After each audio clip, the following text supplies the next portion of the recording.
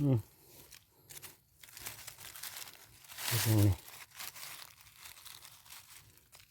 นี่สังเกตง่ายๆมีหอยจับทางหลุมกินได้มีแนวกินแนวกัดแล้วมันกินได้เนาะเห็ดธรรมชาติบ้านเฮาเอาแล้ว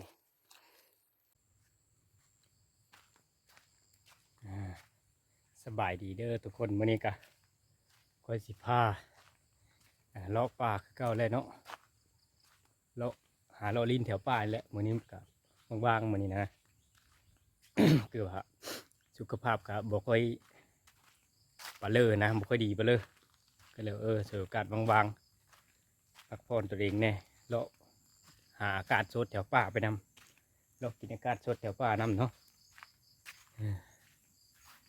เหมือนกับสิพาไป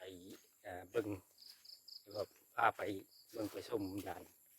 เป็นด่านเนาะเป็นด่านนกเขาแถวผมให้ไปหน้าแถวหน้าไทยคอยนี่แหละ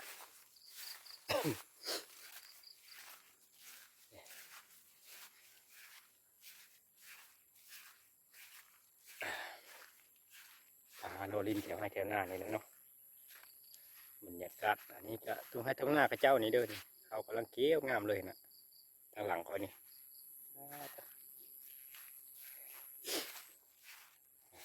พาเราไปเบิ้งเนาะไปเบิ้งแต่ละจุดแถวให้แถวหน้านี่แหละแถวป่าแถวดงฟังเสียงนกเสียงกาพนันจิกจอกอยู่นะโอ้ไม่ธรรมดาขึ้นไปทางไหนดีไปขึ้นไปนี้เมื่อก่อนนะพาโลกคุกซี่เมื่อก่อนนะเลาะป่าทางคุกซี่แต่ว่ายังบุโทสำหรับไปเห็นบ่อนที่ค่อยมักหาเห็ดนาอยู่หากินนะแต่มื่อนี้ก็มาแล้วแถวไกลแถวหน้านี่แหละบุกไปไกลมึงบนเมื่อยเนี่ยมาเบิ่งน้ำกัน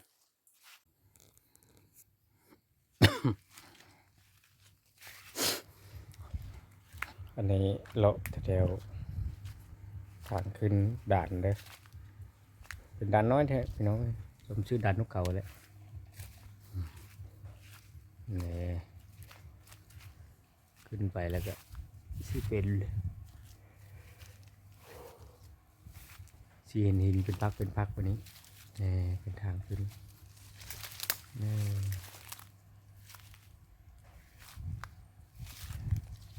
นะบอกว่าลายเดี๋ยวมันสีว่าเพื่อชั้นนี้แหละแล้วติดตามเบื้องกันเองว่ามันเป็นอะไรเลย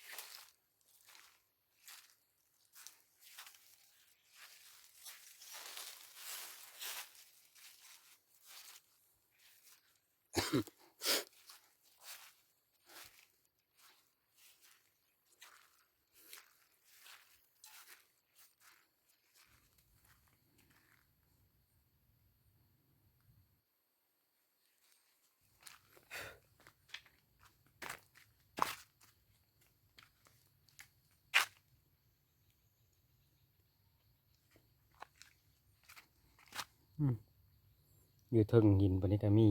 น้ำบ่อใช่ได้พี่น้องเป็นน้ น้ำซึมไหลเลยน้ำจืมได้อยู่เทิงปะนี่ก็เทิงหินที่แท้นะพุ่นทางหลุมบุญเนาะน้ำเป็นอย่างนั้น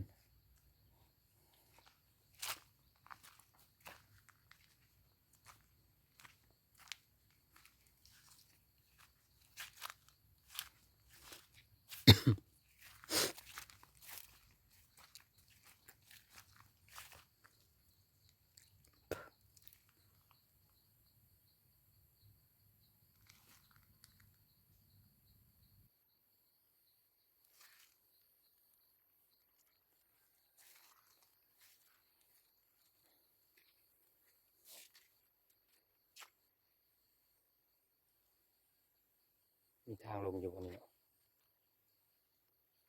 ลงบันไดกันเนี่ย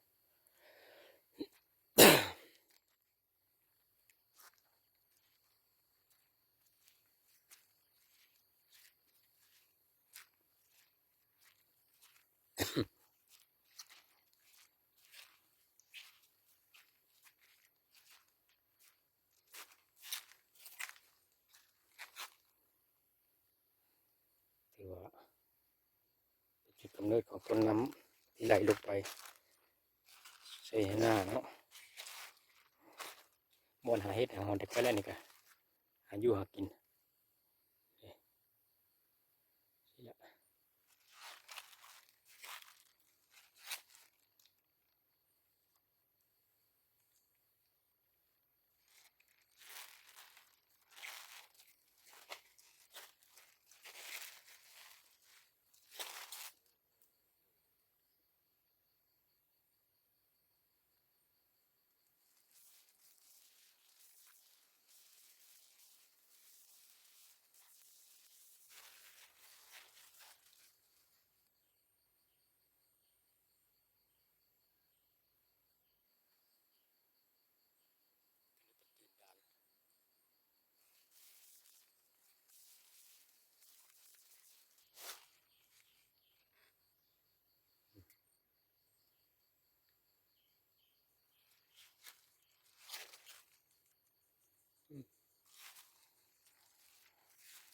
ไม้ยังไม้ประดงเลยนี่พี่น้องอ๋อ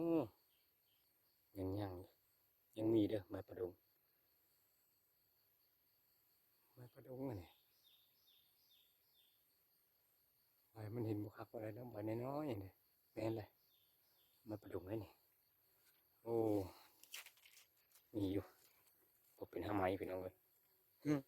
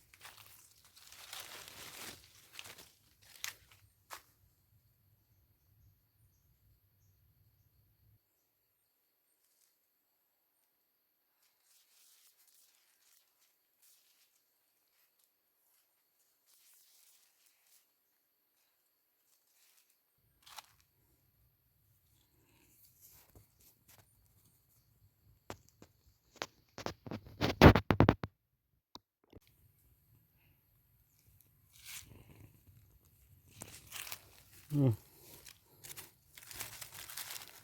ยังไงอ๋อสังเกตง่ายๆมีหอยจับทางหลุมกินได้มีแนวกินแนวกัดแล้วมันกินได้เนาะเห็ดธรรมชาติบ้านเฮาโอ้เอาแล้วนี่อืม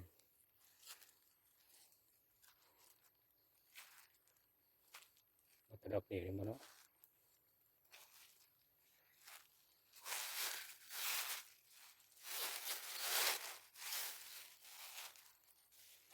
ก็หาเห็ดไปหน่อย